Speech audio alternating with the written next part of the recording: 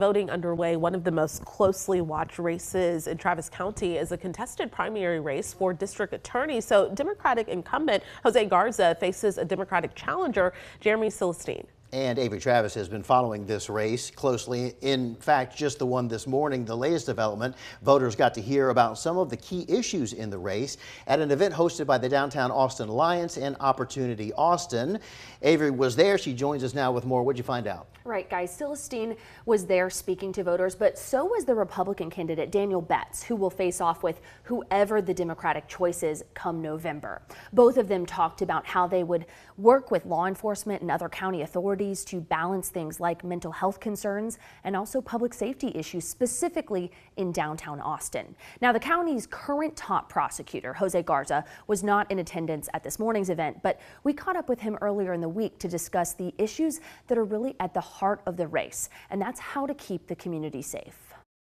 Have y'all voted yet? As early voting begins, My name is Jose Garza. I'm your district attorney. so does jury selection in the trial of two former deputies charged with manslaughter in the 2019 death of a man named Javier Ambler. These are among the most difficult cases in our office. They are more hotly contested than capital murder cases. They have more resources behind them than capital murder cases. Travis County District Attorney Jose Garza says holding law enforcement accountable will remain a priority if reelected. Over the last 3 years, he's most proud of increasing the number of sexual assault convictions compared to the prior administration, creating programs to prevent gun violence, and addressing other root causes of crime without relying solely on incarceration. And I saw victims being ignored. I saw lenient plea deals on serious cases, people getting out of jail on low bonds when they didn't need to, and people getting hurt as a consequence. Garza's opponent, Jeremy Celestine, left his job as a prosecutor in the Travis County DA's office after 15 years, shortly after Garza took office. Since then, he says he's been alarmed to see dozens of other longtime prosecutors leave the office as well. I tried murders, sexual assaults, child abuse cases, domestic violence cases, and there is an art to it. But it's something that you can't just come in and say, hey, we know how to do this now.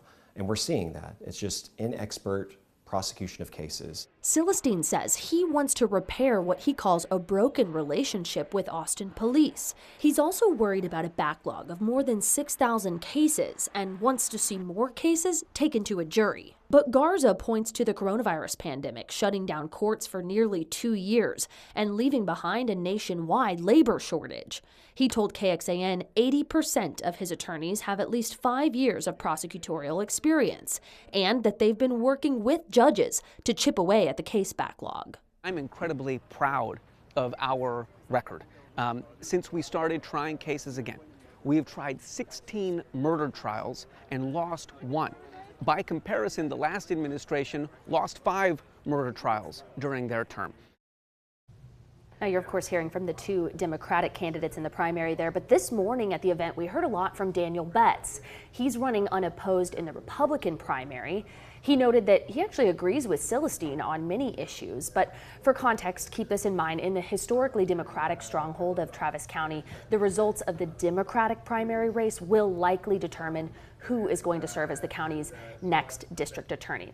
We also want to note, guys, we reached back out to Garza's team for any response following some of those specific discussion points from this morning's event and conversation, so we'll be sure to update you when we hear more about that. And plus, people can log on right now to KXAN.com and check out our story from last night. It's got a lot more from our conversations with those candidates. All right, Avery Travis, thanks so much. Well, longtime activist